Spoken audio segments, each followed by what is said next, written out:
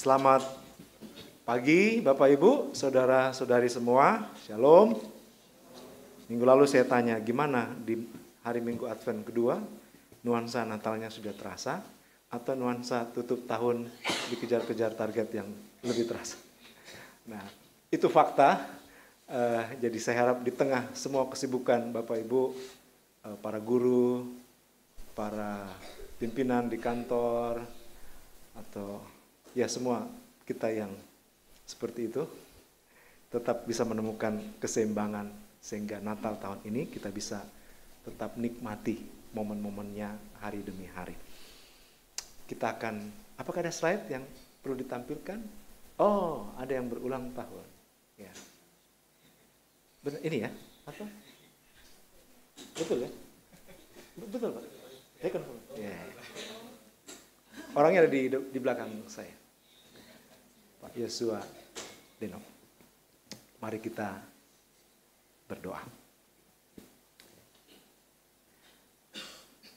Tuhan, kami bersyukur di Minggu Advent ketiga di tahun ini.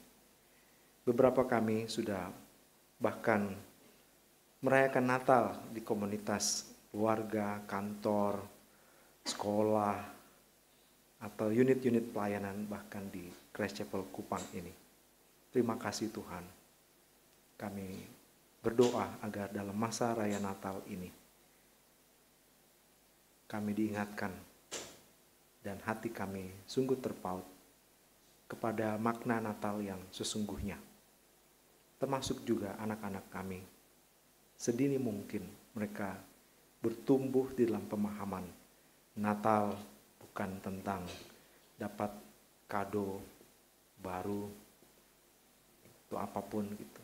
Tapi yang pertama adalah mereka diingatkan Kristus mengasihi mereka, memberi dirinya mati di kayu salib.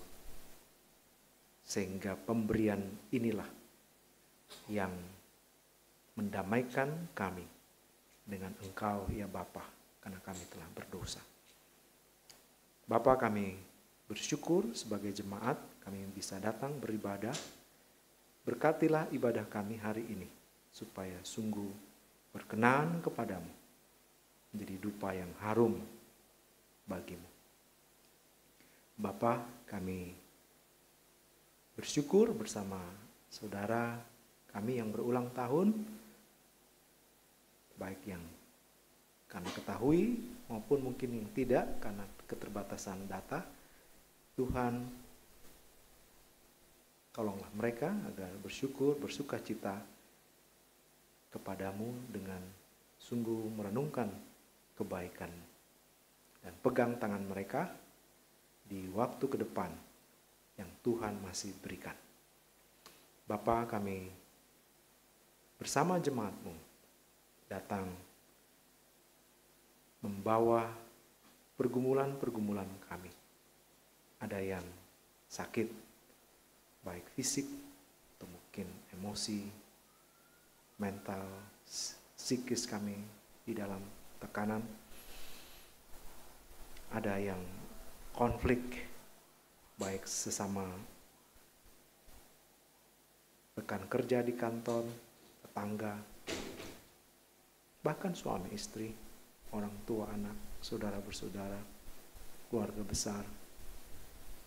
Tuhan, kami mohon pergumulan-pergumulan kami ini, Tuhan tolong agar kami bisa sehat kembali, kami bisa memulihkan relasi yang rusak, dan segala bentuk pergumulan yang lain, termasuk juga pergumulan keuangan. Tuhan tolong kami agar kami bisa keluar dari masalah itu. Bahkan kalau ada yang harus kami pelajari, karena keteledoran kami, ketidakdisiplinan kami mengelola keuangan, mengendalikan diri, sehingga kami terlilit hutang atau apapun bentuknya, kami pun belajar dari keadaan itu. Tapi kami mohon Tuhan, bantulah, tolonglah kami. Ya Bapa, kami juga datang ke hadapan-Mu. Kami berdoa bagi jemaatmu.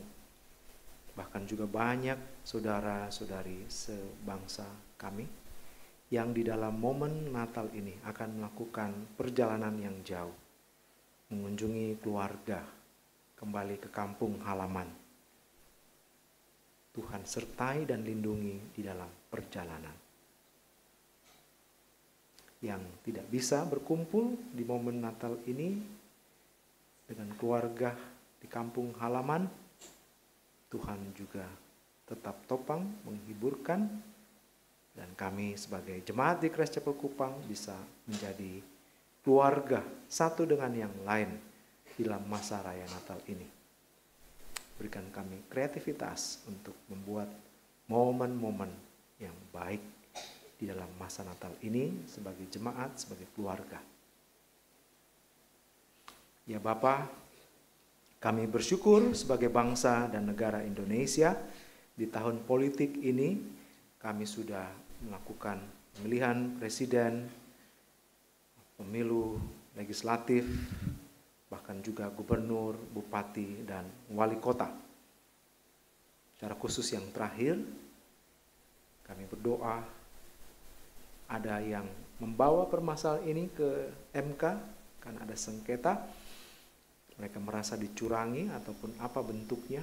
Kami berdoa, Tuhan pimpin agar sengketa ini bisa ditangani dengan baik. Berikan hati nurani yang bening kepada para hakim, hikmat untuk mengetahui kebenaran, menegakkan keadilan. Kalau ada kecurangan agar bisa ditindak dengan baik, dengan tepat. Ya Bapa, di dalam momen pastoral prayer ini kami berdoa, biarlah bangsa kami terus bertumbuh dalam kedewasaan berdemokrasi, secara khusus juga kedewasaan menggunakan hak politik yang tidak ditentukan oleh manipulasi, oleh iming-iming sembako, bantuan sosial, dan sebagainya. Tapi kami memilih dengan baik. Karena itu tolonglah bangsa kami pun bertumbuh di dalam kematangan pendidikan, mental, sehingga bisa memilih dengan tepat tanpa ditipu, dikelabui. Karena ini akan menentukan kualitas pemimpin yang kami dapatkan. Ya Bapak, terima kasih atas momen ini kami bisa menaikkan doa-doa kami. Dengarkanlah. Kami mohon semuanya di dalam nama Tuhan Yesus Kristus. Amin. Bapak Ibu, kita akan masuk ke dalam pemberitaan firman Tuhan. Kita melanjutkan seri khotbah Minggu Advent. Hari ini kita sampai di Minggu Advent ketiga dan kita akan mendengarkan khotbah dari kitab Mika pasal 5 ayat 1 sampai 4a. Dia damai sejahtera kita. Mari kita siapkan hati kita, kita nyanyikan pujian Anak yang Dijanji.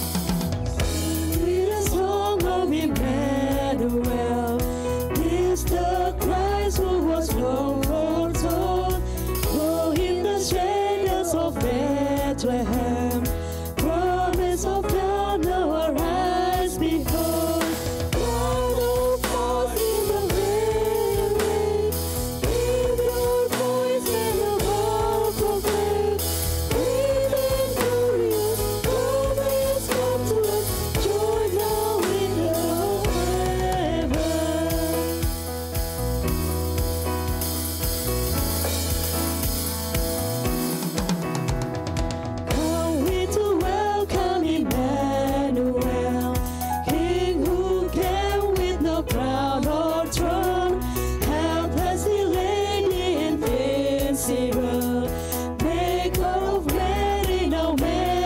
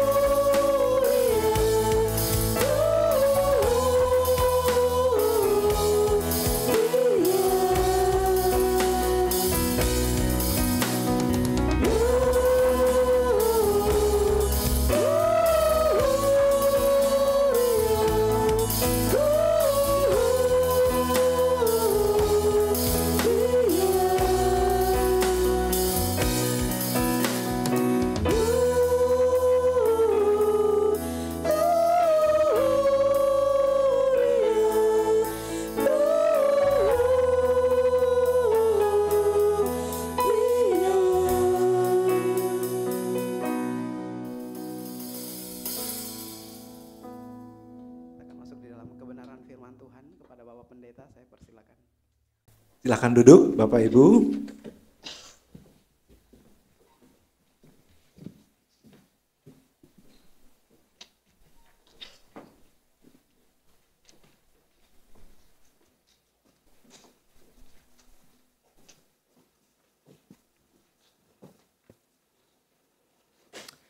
Hari ini kita masuk di Minggu Advent ketiga.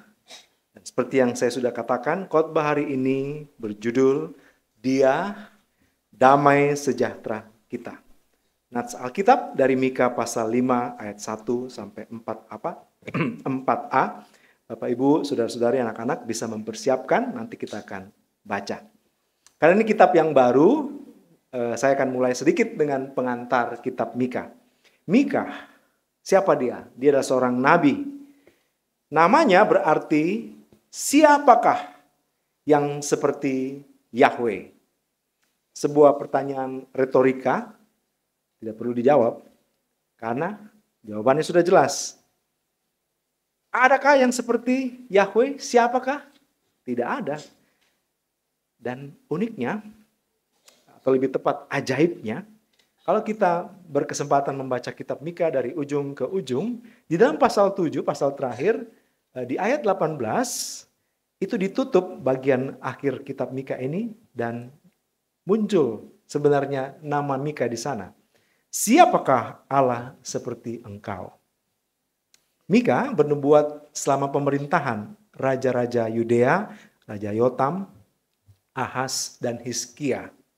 Jadi kalau kita familiar dengan nama-nama raja ini dan siapa nabi-nabi yang melayani di sekitar pemerintahan raja-raja ini, maka Mika beririsan pelayanan kenabiannya itu bersama dengan Nabi Hosea dan juga Nabi Yesaya.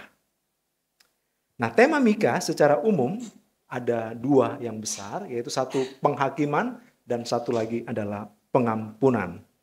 Tuhan hakim yang mencerai-beraikan umatnya karena pelanggaran dan dosa-dosa mereka. Jadi pembuangan, penyebaran mereka dalam konteks ini adalah konsekuensi dari kedosaan umat. Dan dia Tuhan yang adalah hakim yang adil. Tapi juga sekaligus dalam kitab Mika ini kita belajar bahwa dia adalah raja. Raja yang adalah juga gembala. Yang di dalam kesetiaan terhadap perjanjian mengumpulkan, melindungi, dan mengampuni umatnya yang sudah dia serak tercerai-berai itu. Jadi Bapak Ibu, saudara-saudara, Nabi Mika menulis kitabnya untuk mengajukan gugatan Allah terhadap umatnya. Kita bisa lihat itu dalam pasal 3 ayat 8. Dia mendakwa Samaria, itu ibu kota dari kerajaan utara, dan Yerusalem, ibu kota dari kerajaan selatan, atas dosa-dosa mereka. Kalau kita bisa baca dalam pasal 1 ayat 2 sampai 7, Mika agak unik sedikit, tidak ada kisah dia dipanggil bagaimana gitu. Langsung aja pasal 1 ini kitab Mika ayat 1, ayat 2 langsung dia hajar, dia sampaikan gugatan Tuhan atas pelanggaran umatnya. Lalu juga disebutkan di dalam kitab Mika ini Asyur, kerajaan Asyur, dan Babel. Asyur itu kalau sekarang itu bisa menjadi sebagian dari kerajaan Asyur di masa itu menjadi bagian dari kerajaan Iran sekarang. Tapi juga ada kerajaan Babel yang sekarang menjadi kerajaan negara Irak yang dipakai Tuhan pada masa itu menjadi alat hukuman Allah kepada Israel.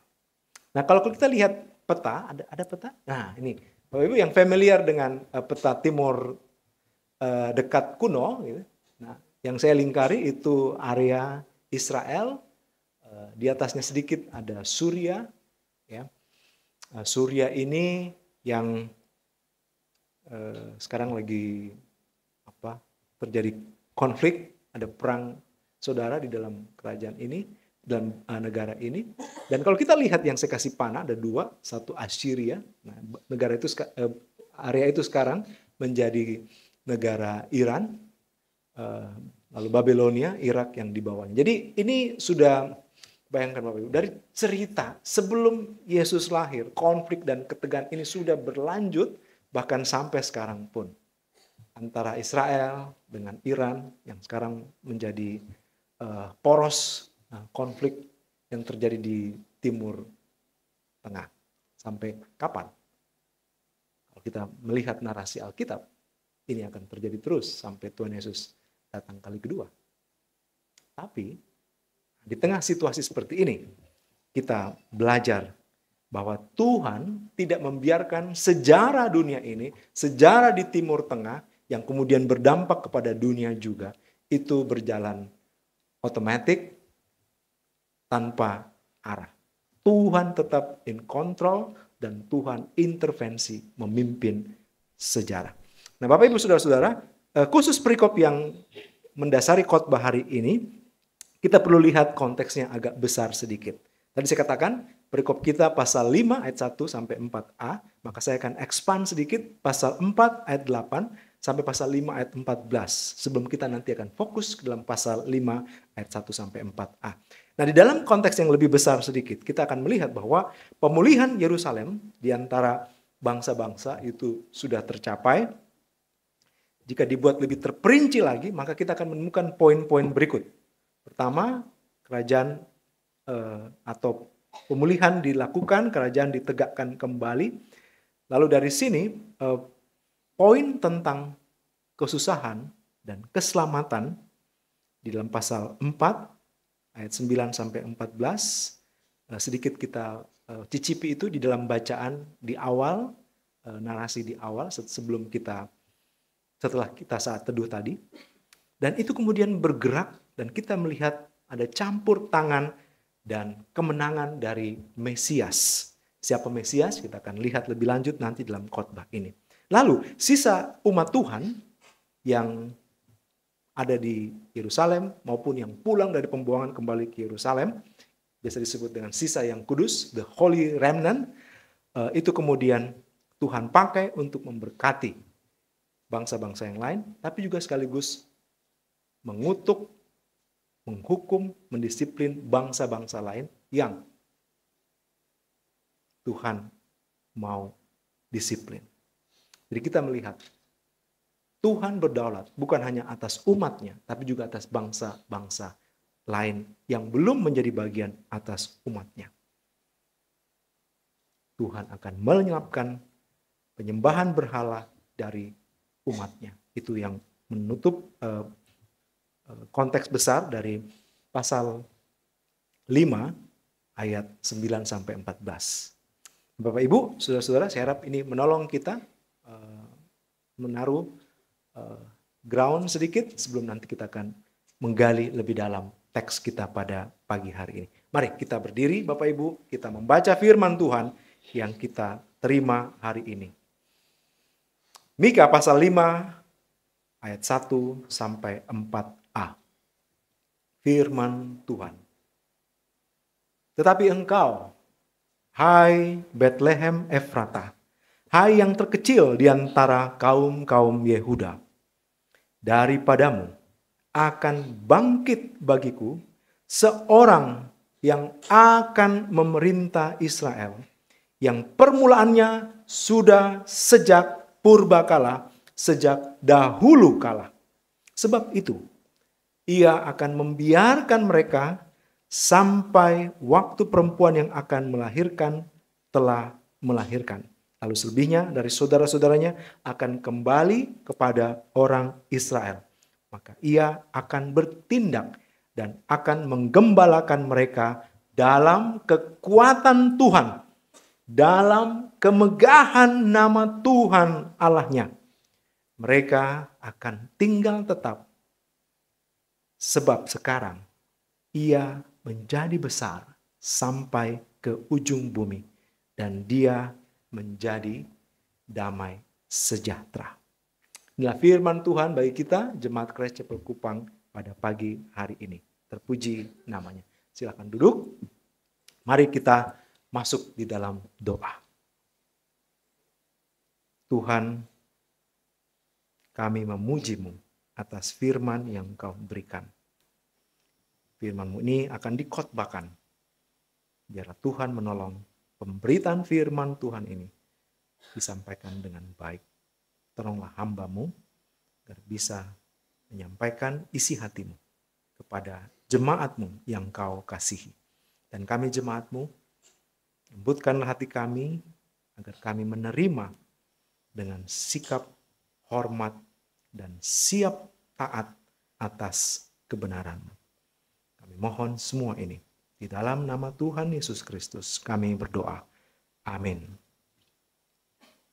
Bapak Ibu, hari ini saya ada 3 pertanyaan ya untuk menolong kita menggali teks ini. Yang pertama, apa karakteristik atau ciri-ciri pemimpin yang akan datang dari Bethlehem Efrata? Yang kedua, bagaimana pemimpin dari Bethlehem Efrata itu melakukan pemerintahannya? Dan yang ketiga, apa dampak pemimpin dari Bethlehem Efrata itu kepada dunia? Mengapa bisa demikian? Jadi ini 3 pertanyaan yang akan menolong kita menggali teks dalam pasal 5 ayat 1 sampai 4a. Mari kita responi pertanyaan-pertanyaan ini. Pertanyaan pertama, apakah karakteristik pemimpin yang akan datang dari Bethlehem Efrata? Bapak Ibu, yang pertama, kemunculannya didahului masa kekelaman. Kita bisa lihat itu di dalam ayat 2a. Kalau kita perhatikan ayat 2a ini, di sana dikatakan, sebab itu ia akan membiarkan sampai waktu perempuan yang akan melahirkan telah melahirkan. Apa yang kita lihat di sini? Kita melihat sebuah gambaran tentang kehamilan, tentang kesakitan di dalam proses melahirkan dan persalinan itu sendiri. Ibu-ibu yang sudah melahirkan pasti relate banget ya.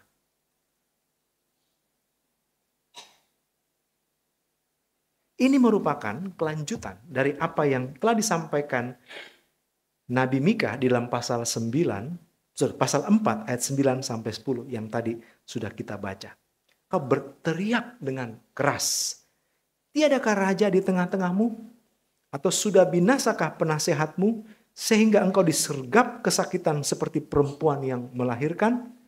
Menggeliatlah dan mengadulah, hai putri Sion, seperti perempuan yang melahirkan. Jadi gambaran seperti ini Bapak Ibu, dalam Alkitab itu sering menunjuk kepada penderitaan karena sedang mengalami penghukuman Allah. Tentu kita ingat ini konsekuensi juga yang diberikan Allah kepada Hawa di dalam Kejadian pasal 3. Dan gambaran ini, metafora ini sering dipakai atau terus-menerus dipakai di sepanjang Alkitab. Tentu kalau lagi seperti ini, lagi tidak dalam fase mendekati melahirkan dan dalam proses melahirkan, kita bisa lebih tenang menerimanya ya. Tapi bayangkan Bapak Ibu kalau lagi sakit mau melahirkan, dokternya Kristen pula gitu, lalu dia bilang sama ibu itu, bukankah sudah tertulis dalam Kejadian pasal 3 wah itu ibu-ibu akan apa yang dekatnya diambil dan lempar itu dokter mungkin ya.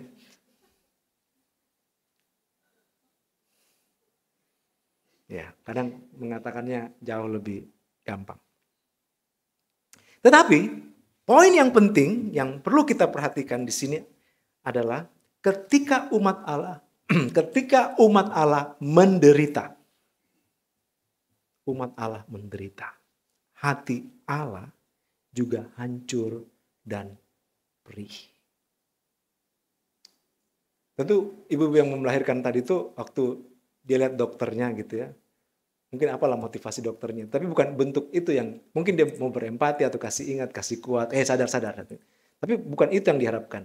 Tentu ibu-ibu yang mau melahirkan itu akan lebih menghargai kalau dokter yang merawat atau bidannya atau siapapun itu.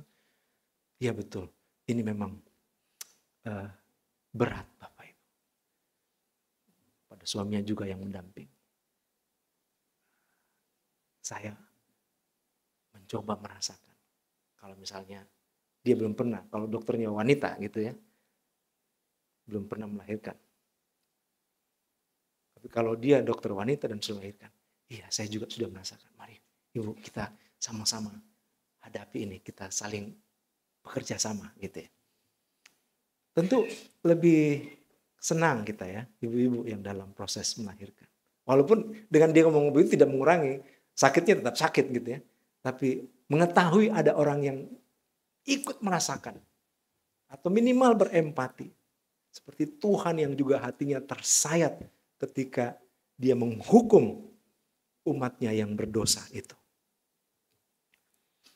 Jadi ketika Allah menyerahkan umatnya kepada penghukuman karena sebagai konsekuensi dosa mereka, Allah sendiri hatinya tersayat-sayat. Karena yang dialami umatnya apa? Sebenarnya mereka sedang menghadapi penghakiman lipat 3 atau triple judgment. Seperti yang dikatakan Paulus di dalam Roma pasal 1 ayat 24 sampai 28. 3 poin kalau di summary ke 5 ayat ini, apa? Allah menyerahkan mereka kepada keinginan hati mereka akan kecemaran. Jadi akhirnya diserahkan. Bagi umat yang sudah diselamatkan, tentu kita bisa sense, kita bisa rasa bahwa itu tidak sesuai natur kita. Tapi kalau umat mengeraskan hati, kadang-kadang Tuhan izinkan, udah kau mau itu, kasih. Alami itu. Dan kemudian kita alami, kita ditekan oleh rasa tidak damai sejahtera, rasa tidak layak, dan seterusnya. Karena Allah mengizinkan, alami, nikmati. Padahal itu adalah kecemaran. Yang kedua, Allah menyerahkan mereka kepada hawa nafsu yang memalukan. Bapak Ibu, saya tidak tahu pengalaman spiritual Bapak Ibu ketika kita sebagai orang yang sudah percaya, tapi kemudian sepertinya kita tergoda mau melakukan hal yang itu tidak sesuai natur kita, itu sebenarnya memalukan. Di dalam kemurahan Allah, Allah berintervensi, melindungi kita, memprotek kita. Dia membuat mekanisme yang mungkin tiap orang bisa unik ya, mengalami itu. Saya tahu pengalaman seperti apa atau bentuk proteksi seperti apa yang Tuhan kerjakan dalam hidup kita. Tapi ketika kita mengeraskan hati, sudah tahu itu salah, tapi tetap mau, Tuhan akan mendisiplin kita. Oke, lakukan kalau itu yang kau mau. Dan kita tahu konsekuensi dari melakukan itu sangat memalukan. Dan itu berdampak bukan hanya kepada pelakunya, tapi kepada pasangannya, suami atau istri mungkin, kepada anak-anaknya dan pada keluarganya, kepada jemaatnya kalau dia seorang pemimpin di dalam gereja. Memalukan.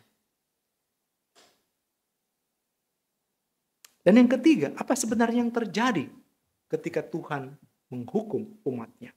Yang ketiga, kalau kita lihat Roma pasal 1 itu dikatakan di sana, Allah menyerahkan mereka kepada pikiran-pikiran yang terkutuk sehingga mereka melakukan apa yang tidak pantas. Nah, ketiga hal ini sepertinya mirip-mirip, tapi ini seperti elemen atau dimensi yang melihat, yang kita bisa tertolong melihat seperti apa penghukuman atau penghakiman yang dialami oleh umat Tuhan kalau Allah akhirnya oke, silakan lakukan. Ini 3 poin. Dan ketika Allah tahu ini umatku yang saya sudah sucikan, tapi kemudian nyemplung lagi masuk ke dalam kubangan dosa, hati Allah hancur melihat hal itu. Saya tidak tahu Kita yang punya pet di rumah ya, entah kucing kah atau anjing kah. Bayangkan kalau kita habis mandikan, rapi-rapi, dikeringkan, kasih udah. Lalu kemudian begitu selesai, dia lari pergi ke lumpur. Dan kemudian menikmati itu semua. Kesal, jengkel, marah. Itu baru pet ya. Bayangkan Tuhan yang menebus kita dengan berikan anak tunggal. Bapak, Ibu, dan saudara-saudara, Allah kita adalah Allah yang adil, yang tidak melewatkan satu pelanggaran pun. Maka menakutkan jika Allah menghakimi kita. Tetapi Dia juga kasih. Yang lebih menakutkan jika Allah yang adil itu menyerahkan kita kepada musuh-musuh kita yang akan menindas kita. Pastinya kalau Allah serahkan kita kepada musuh-musuh, Dia menindas kita tidak di dalam keadilan dan tidak di dalam kasih.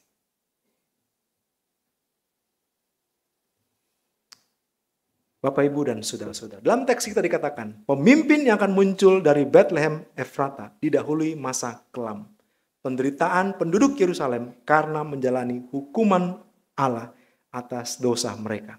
Dan sangat wajar mereka tidak mengalami damai sejahtera. Berapa lama masa itu berlangsung? Sebelum pemimpin yang dinubuatkan itu muncul, bagi mereka di zaman itu misteri. Tapi pasti ada ujungnya, yaitu sampai perempuan yang akan melahirkan telah melahirkan. Syukurnya kita sudah melewati fase perempuan yang akan melahirkan itu telah melahirkan. Maria sudah melahirkan Sang Mesias, pemimpin dari Bethlehem itu. Tapi bagi mereka, itu masih misteri.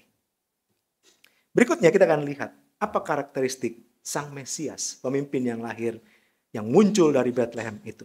Yang kedua, kemunculannya adalah inisiatif Allah untuk penggenapan maksudnya. Dan itu ada di ayat 1. Dikatakan dari sana, daripadamu akan bangkit bagiku seorang yang akan memerintah Israel. Bangkit bagiku. Di ayat ini disebutkan Bethlehem Efrata sebagai lokasi munculnya sang pemimpin yang dibuatkan Mika. Apa pentingnya Bethlehem di dalam narasi Alkitab, khususnya Perjanjian Lama? Bapak, Ibu, Bethlehem adalah tempat asal Raja Daud. Daud adalah raja yang dengannya Allah mengikat perjanjian bahwa dari keturunannya akan muncul seorang yang diurapi Allah, alias Mesias, alias Kristus yang akan memimpin Israel selama-lamanya. Mengapa Bethlehem disebut yang terkecil? Secara hurufiah, Bethlehem memang adalah tempat yang kecil, terpencil. Tetapi orang yang tinggal dalam tempat yang terpencil ini juga adalah orang-orang yang tidak diperhitungkan oleh klan-klan atau kelompok-kelompok Yehuda. Jadi ada suku Yehuda, ada sub dari suku Yehuda, klan-klan ini, salah satunya ada yang di Yerusalem, di Bethlehem juga, dan di antara mereka ini selalu dilihat sebelah mata saja, tidak dianggap penting.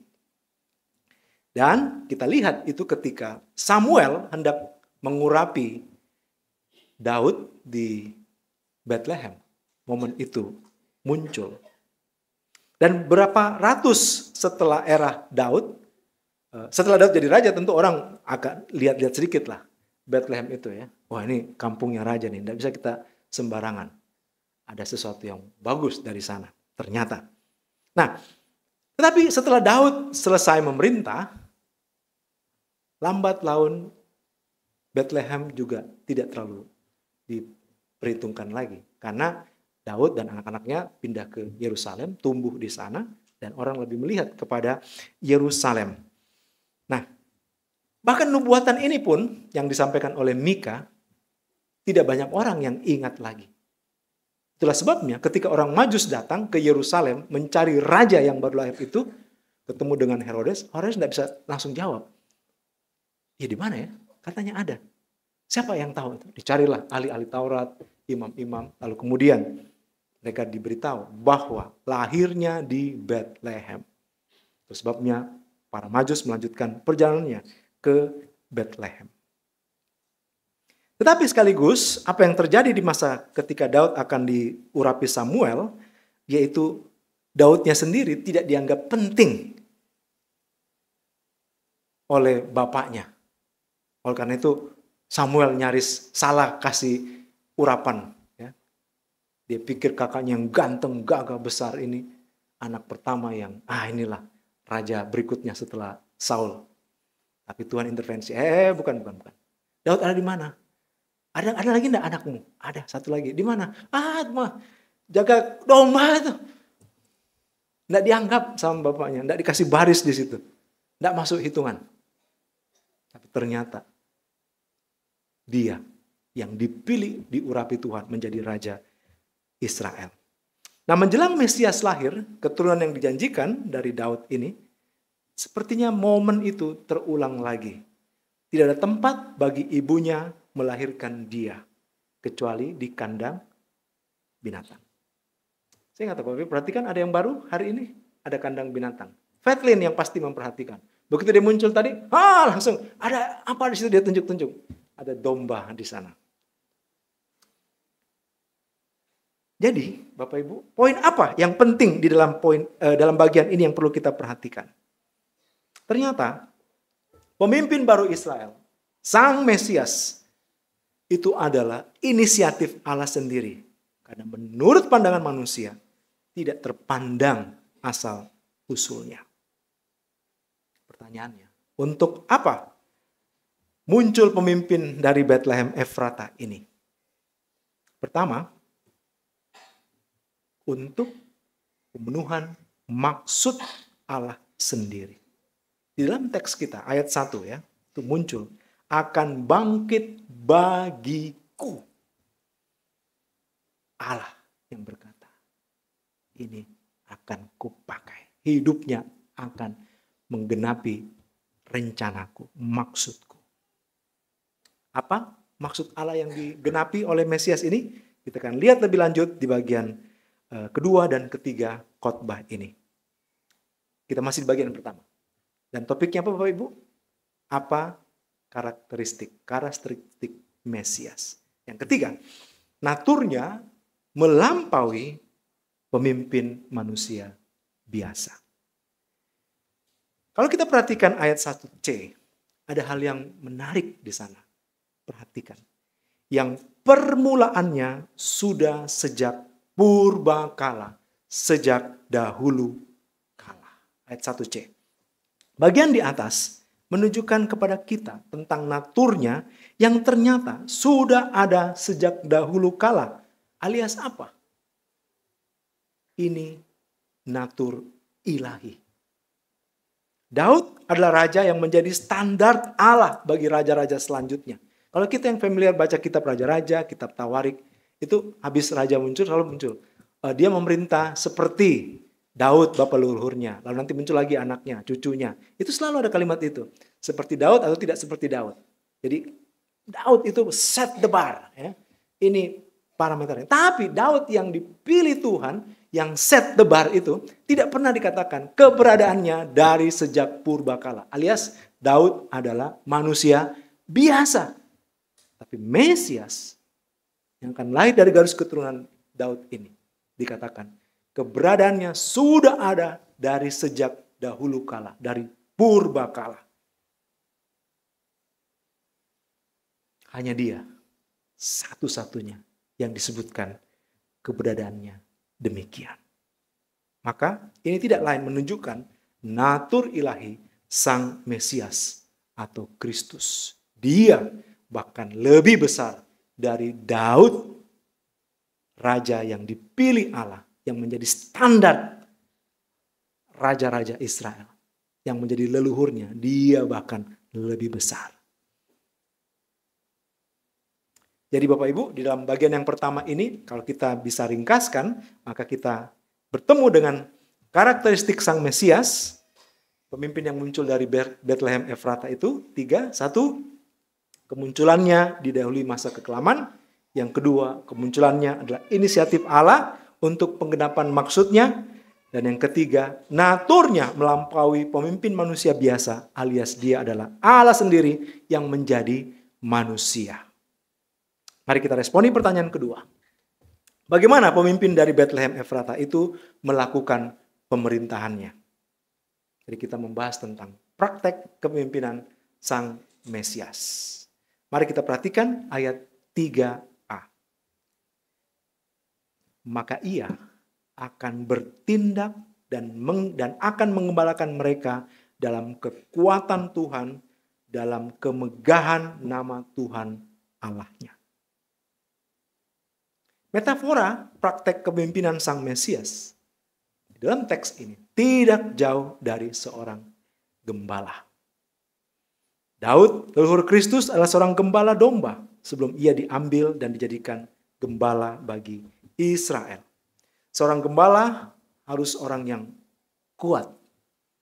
Kondisinya prima. Kalau ada serigala datang, cepat dia maju hadapi. Bahkan Daud katakan, beruang pun saya sudah bertarung. Singa pun saya sudah bertarung. Tidak peragu dan pemberani. Dia akan berdiri teguh di hadapan ancaman, tekanan, dan bahaya.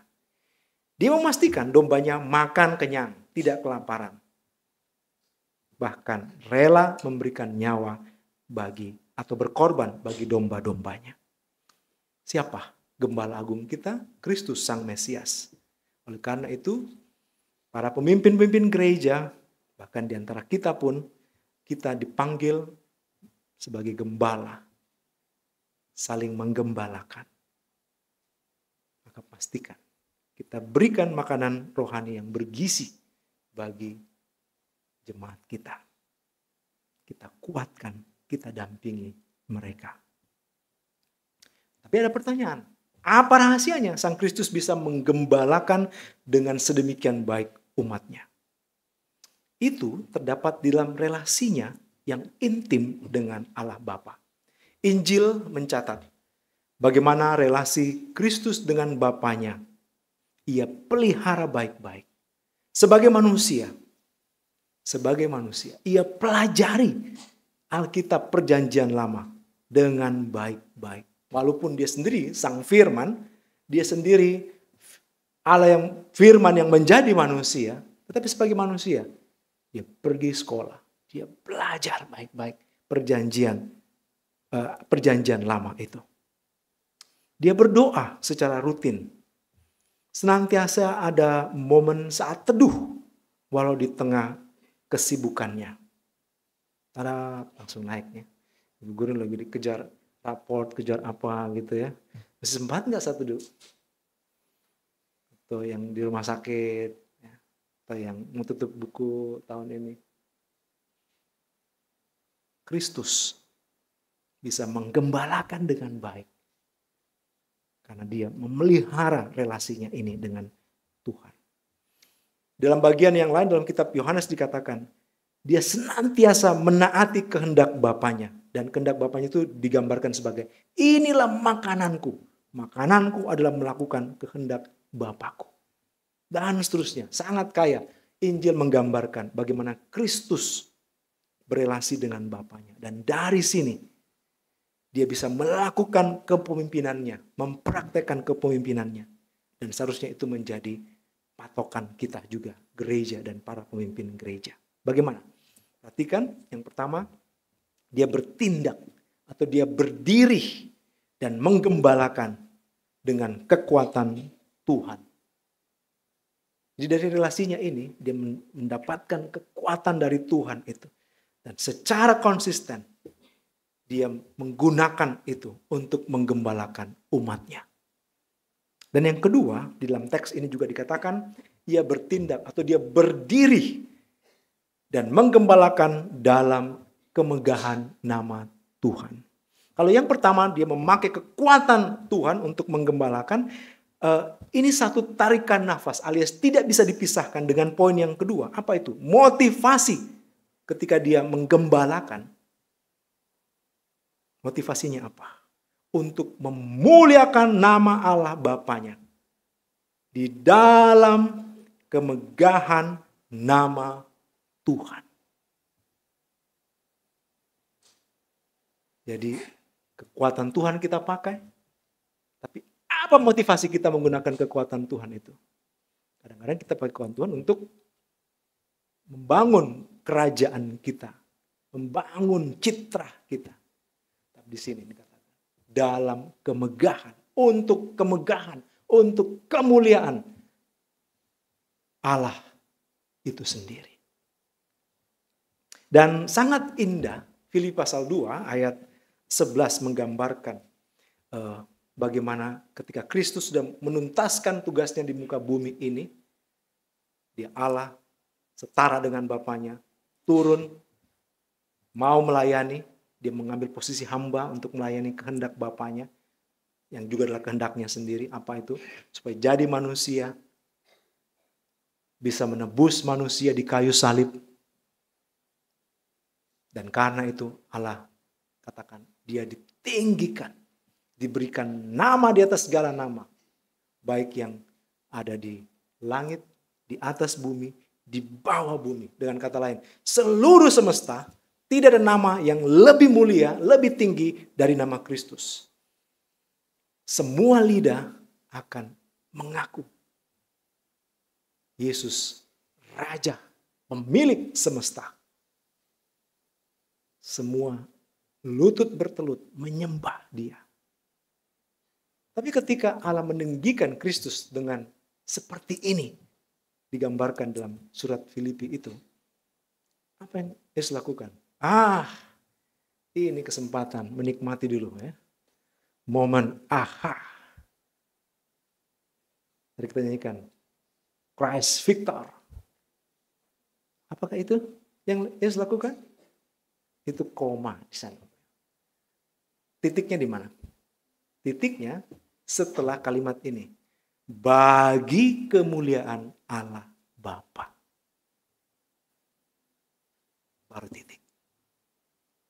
Jadi Bapak Ibu, dia tidak mengambil kesempatan untuk memuliakan dirinya sendiri, tapi dia kembalikan lagi kemuliaan bagi Allah Bapanya.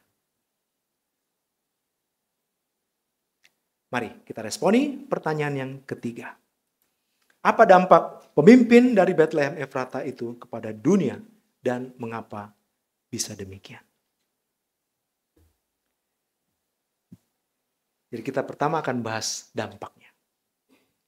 Dengan praktek kepemimpinan Mesias yang telah dibahas di atas, tentu akan membuat orang yang digembalakan akan diam dengan aman, adil, dan sejahtera.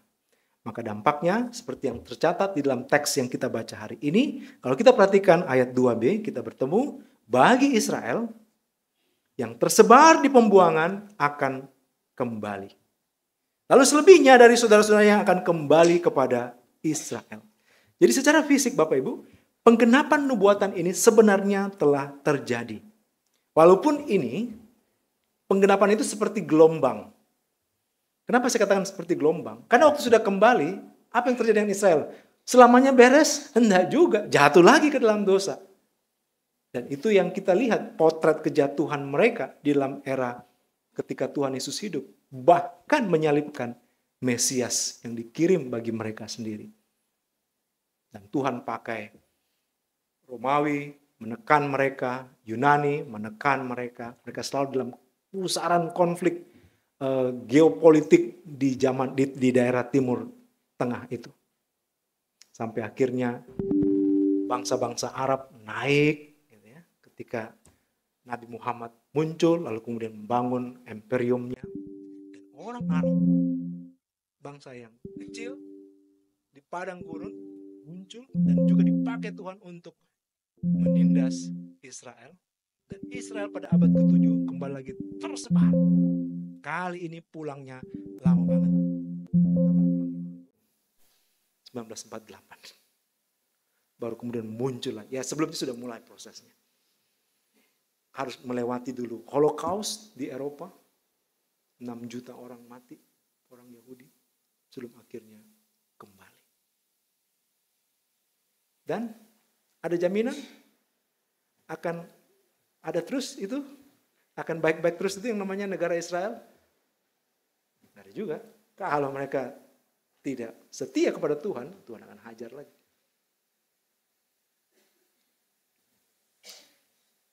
Dan secara spiritual, orang Israel kembali menyembah Allah di dalam Kristus. Tapi ini juga akan berulang. Ini sudah terjadi dan akan terjadi lagi semakin memuncak.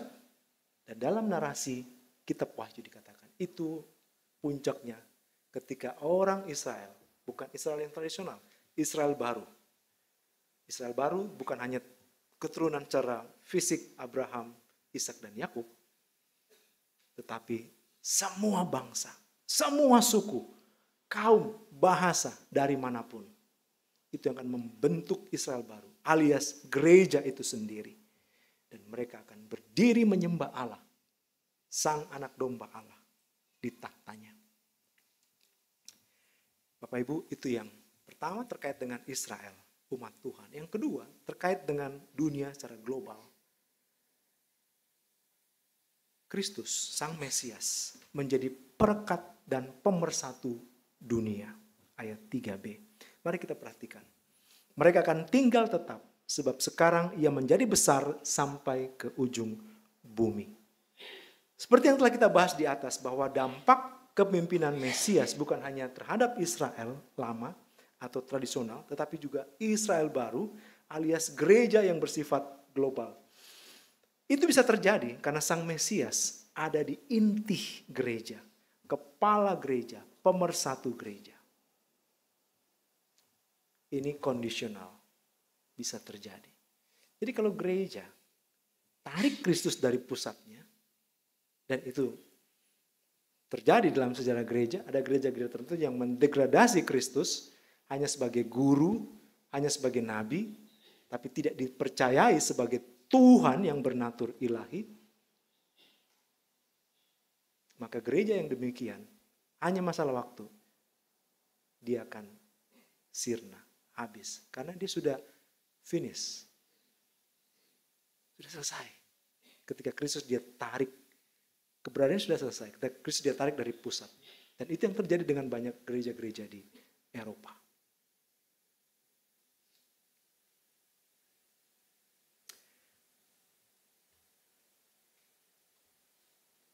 Jadi Israel baru cakupannya adalah dunia secara global. Dia akan menjadi besar sampai ke ujung bumi. Ia dikenal dan dialami manusia di seluruh dunia. Bagaimana ini bisa terjadi? Padahal Kristus ketika hidup di dunia tidak pernah keluar dari area Galilea, Samaria, Yudea, Yerusalem. Kenapa bisa jadi seperti ini? Maka kita sampai pada bagian yang kedua dari pertanyaan ketiga ini. Kok bisa begitu? Apa penyebabnya? Penyebabnya karena Kristus adalah damai sejahtera dunia. Kristus adalah damai sejahtera itu sendiri. Damai sejahtera ada di dalam Kristus. Jadi bagi setiap orang yang ada di dalam Kristus dan Kristus di dalamnya ada damai sejahtera. Apa yang bisa bikin orang ngumpul? Kalau damai sejahtera. Apa yang bisa bikin orang terpecah ketika damai sejahtera hilang dari perkumpulan itu? Kalau kita baca Alkitab,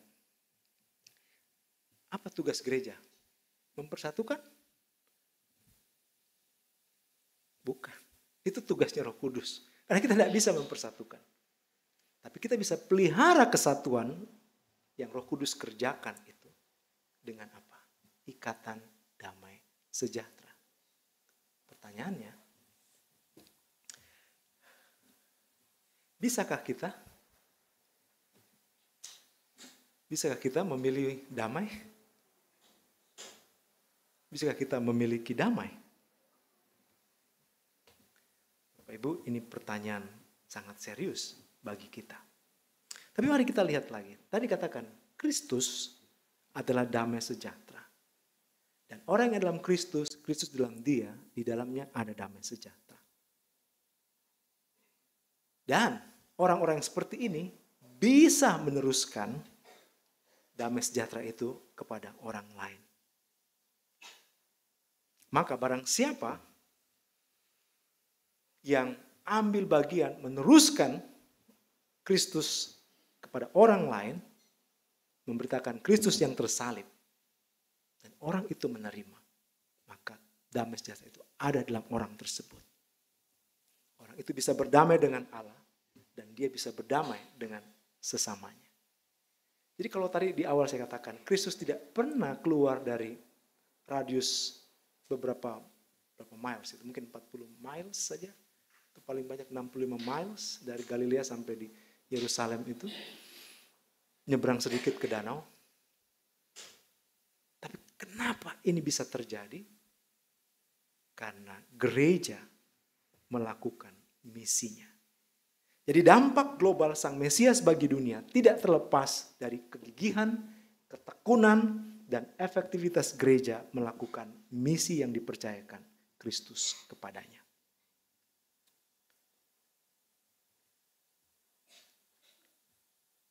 Bapak Ibu, tahun 2015 saya berkesempatan hadiri satu acara namanya World Assembly dari IFES, jadi Perkantas Internasional. Perkantas ada di hampir 200 negara di seluruh dunia, dan World Assembly itu momen 4 tahun sekali, perwakilannya akan datang berkumpul untuk sama-sama belajar, sama-sama berapat untuk mengambil keputusan yang penting. Bayangkan, dari hampir 200 negara perwakilan hadir. Maka saya akan berkesempatan melihat orang yang paling hitam sampai yang paling putih. Orang yang paling tinggi sampai orang yang paling pendek. Orang yang paling riang ceria, begitu dengar musik langsung bergerak badannya, sampai orang yang sudah musik apapun, dia masih gini-gini saja. Bahasa, beragam, dan segala macam. Dan dalam momen seperti ini, kami berkesempatan beribadah bersama, berinteraksi bersama. Dan saya bisa sense ada roh yang sama di antara kita. Dan ini bagi saya menjadi foretaste ya, apa yang dikatakan dalam kitab Wahyu. Bahwa suatu saat segala suku, kaum, bahasa akan berkumpul di depan tahta Anak Domba Allah menyembah Dia. Tapi ini tidak bisa terjadi Bapak Ibu, kalau tidak ada damai sejahtera di dalam saya dan tidak ada damai sejahtera dalam mereka. Kalau kita berpikir tentang damai, umumnya orang langsung terarak pada hal-hal yang praktis, terlihat, terdengar, harus dialami. Jika manusia bisa memilih damai dan bukan konflik, bukan pertikaian, apalagi perang, tentu dunia ini akan lebih baik. Sayangnya, manusia tidak berdaya dengan kekuatannya sendiri, bahkan hanya untuk memilih damai, apalagi memiliki damai. Umumnya manusia berpikir mengalami kedamaian adalah kedamaian dari luar, dari lingkungan di sekitar, orang-orang di sekitarnya yang masuk mempengaruhi dirinya. Dalam kenyataannya, hal yang di luar dirinya itu berada di luar kontrolnya. Di sini ada anak sekolah. Sering rasa tidak damai. Apa yang sebabkan? Orang tua, saudaranya, dia tidak bisa kontrol. Atau gurunya. Kalau dia di sekolah, teman-temannya, dan dia tidak bisa kontrol. Jangan ajar itulah. Ini sudah mau libur, jangan gas terus tuh pelajaran. Relax kayak gitu ya. Misalnya gitu ya. Ini menyurahkan iri hati anak-anak ya. Guru di sekolah. Apa yang mesti bikin guru tidak damai? Jangan-jangan pemimpinnya. Terlalu banyak bebannya ini ya. Terlalu banyak kelas misalnya. Terlalu banyak tugasnya, kegiatan ini, kegiatan ini. Saya menyerahkan suara hati guru ya. Tapi kemudian pemimpin, siapa yang bikin tidak damai? Ya pimpinannya lagi di head office sana. Wah ini amanat dari atas. Orang di head office ditekan dari yayasan. Semua di luar kontrolnya. Dan pola ini Bapak Ibu, pola berjenjang itu kita bisa terapkan di mana saja. Di rumah sakit, ya, di perusahaan, di instansi pemerintah. Jadi kalau kita pikir yang dari luar membuat kita damai,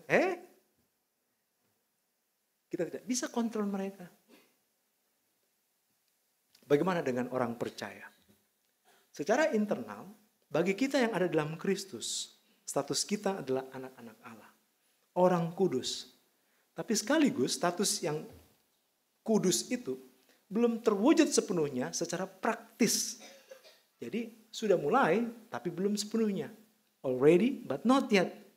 Kalau belum terjadi sepenuhnya ideal itu, maka apa yang terjadi? Pasti selama kita di dunia ini masih ada damai sejahtera yang terganggu. Kita masih bergumul dengan manusia lama kita untuk dimatikan. Kita belum kebal dosa. Secara eksternal, di sekitar kita, bahkan yang sama-sama sudah percaya, juga kondisinya sama dengan kita. Masih orang berdosa yang hidup bersama. Apalagi dunia di luar sana. Di mana ada dosa, tidak ada kedamaian sejati. Karena dosa akan memisahkan kita dari sumber damai sejahtera itu yang sejati. Maka apa solusinya? Dunia harus terhubung kembali dengan sumber damai sejahtera itu. Damai sejahtera harus dimulai dengan relasi yang dipulihkan dengan sumber kedamaian. Siapa sumber damai itu? Allah sendiri, satu-satunya. Tetapi masalahnya kita tidak bisa menghubungkan dengan kekuatan kita sendiri kepada sumber kedamaian itu. Karena dosa membuat kita semakin jauh, semakin membelakangi Tuhan. Kabar baiknya, sang sumber damai sejahtera mau menghubungkan dirinya dengan kita. Bagaimana itu bisa terjadi? Allah utus anak tunggalnya, Tuhan Yesus Kristus, membereskan akarnya dosa yang membuat kita tidak damai sejahtera. Anak Allah jadi manusia, dikandung Bunda Maria oleh karya Roh Kudus, yang kelahirannya kita rayakan sebagai hari Natal. Dia hidup benar, tanpa celah, menggenapi tuntutan segala hukum Allah, karena itu dia bisa menjadi anak domba Allah satu-satunya yang layak dikorbankan bagi pendamaian kita dengan Allah. Pengorbanan terjadi di kayu salib yang menanggung hukuman dosa kita sehingga kita memiliki relasi dengan Allah, sumber damai sejahtera itu. Dari teks kita hari ini dikatakan dia menjadi damai sejahtera. Atau kalau diterjemahkan, bisa diterjemahkan begini. Dia adalah damai sejahtera itu sendiri. Jadi jika dunia ingin mengalami damai sejahtera, Yesus Kristus adalah solusinya. Dia harus diterima, dipercayai, diandalkan untuk keselamatan. Keselamatan dunia ini. Dia harus dirajakan dalam hidup sehari-hari kita. Nah, inilah bagian yang fundamental, yang mendasari semuanya. Dia adalah damai sejahtera itu sendiri. Maka di penghujung khotbah ini, pertanyaan bagi kita ada dua. Apakah kita mau mengalami damai sejahtera? Apakah dunia ini mau mengalami damai sejahtera? Bapak Ibu, maka pastikan setiap kita dalam ruangan ini, baik secara individu, baik secara keluarga, adalah orang-orang yang telah menerima, mempercayai, mengandalkan Tuhan Yesus untuk keselamatan kita.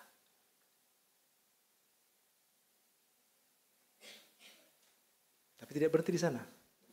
Merajakan dia, mempertuhankan dia dalam kehidupan kita sehari-hari.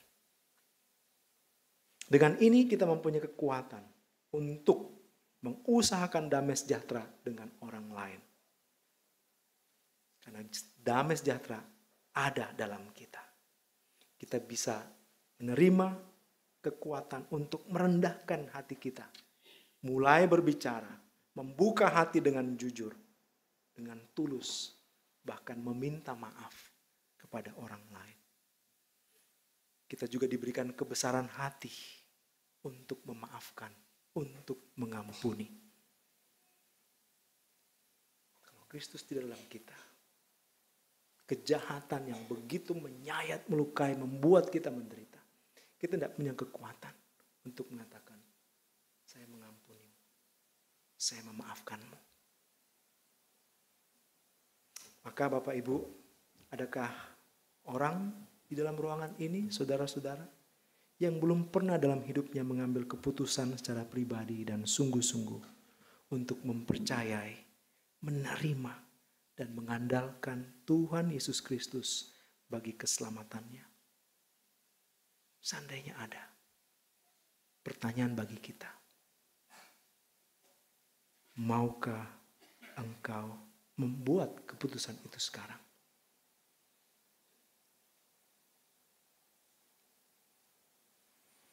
Yang kedua, bagi kita yang telah mempercayai, menerima dan mengandalkan Tuhan Yesus untuk keselamatanmu, engkau diberikan kuasa menjadi anak-anak Allah, di mana salah satunya adalah mengalami damai sejahtera, karena engkau telah menerima sang damai sejahtera itu, tetapi juga engkau harus mewujudkan damai sejahtera itu secara praktis.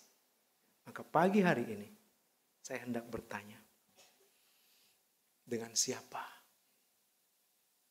engkau masih memiliki masalah? Coba cek hatimu. Ingat,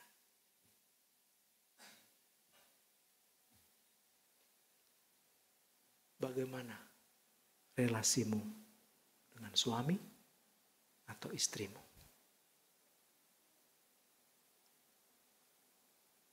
Dengan anak atau dengan orang tuamu? Dengan saudaramu? Dengan keluarga yang lebih luas?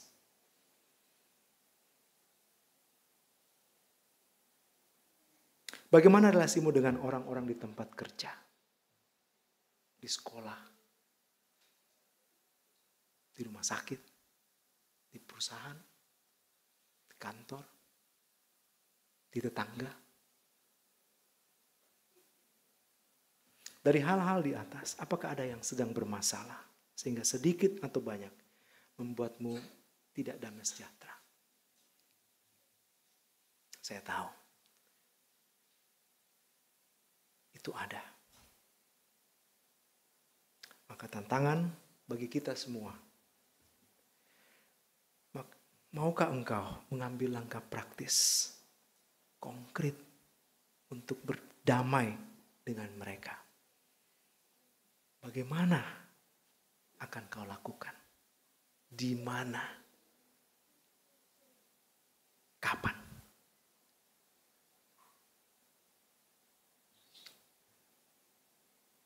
Seandainya ada yang merasa demikian, saya kasih waktu. Pikirkan hal ini. Apa langkah konkretmu? Itu harus dimulai dengan memastikan Kristus sang damai sejahtera sudah kau terima, sudah ada dalam dirimu. Kalau itu tidak ada, kita tidak punya kekuatan untuk melakukan yang kedua.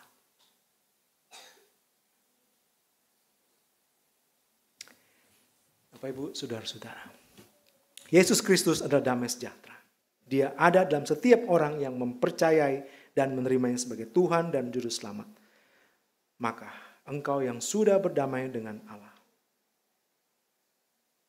maukah engkau yang memiliki kemampuan ini berdamai juga dengan orang lain. Kiranya Tuhan menolong kita melakukan firman-Nya. Mari kita berdoa.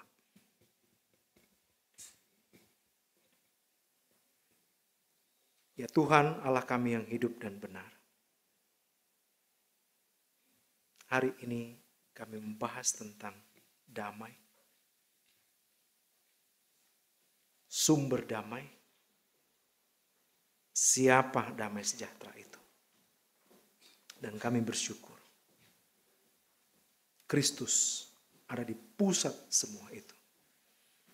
Karena dialah sumbernya, dia adalah damai sejahtera itu sendiri. Dan kami bersyukur. Melalui iman kepadanya, kami bisa berdamai dengan Allah. Dengan damai yang dia berikan di dalam kami.